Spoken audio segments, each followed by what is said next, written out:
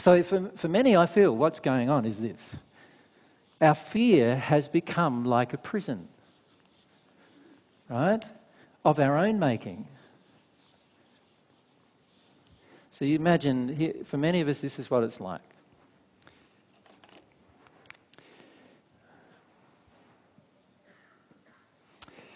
This is what it's like. We've got this prison. And our fear, by the way, dictates how big the prison is. So the less fear we have, the bigger the prison is. In other words, we have more freedom. Right?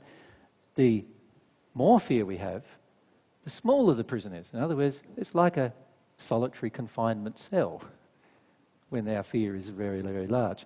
And we have stuck ourselves inside of this. We are constrained by this prison that we have created, that our fear dictates.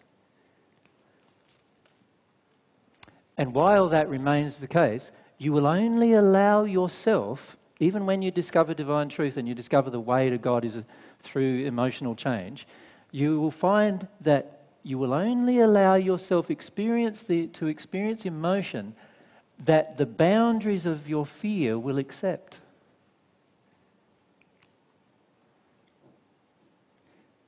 So if your fear is very large, your cell will be very small, and the boundaries of your fear, that what your fear will allow you to actually process emotionally, will be very small, very tight. You'll only be able to get into certain things emotionally and work the way through them in that boundary. If your fear is less than that, then your boundaries might be larger, but you still have boundaries.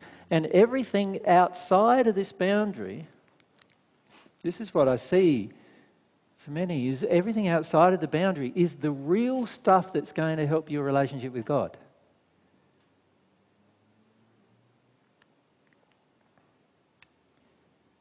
Feeling that's going to help your relationship with God the most. Feeling this and anything inside of it will only do what? It will only let you have a relationship with God that's constrained by exactly the same boundary. That's all it's going to do. Your whole life, for the rest of your life, will be dictated to by what your fear will allow you to experience. And unless that changes, unless something changes where your fear and what it allows you to experience grows, nothing will change in your life.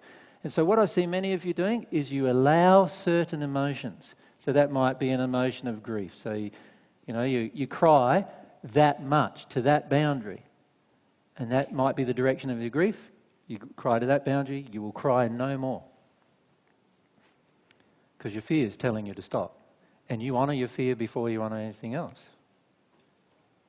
So you don't honour God there, you don't honour love, you don't have faith, you don't honour humility, you don't want more truth in that place. You only will allow yourself to experience grief to that point.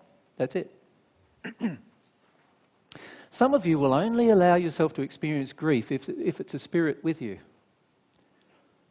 In other words, you're experiencing the grief of spirits who are attracted to you or attached to you before you will let yourself feel any of your own grief. Right? So, for many of you, all of the crying that you've ever done, it wasn't yours. That seems to be a waste. Right? And the reason why you do that is because your fear will only let you do that.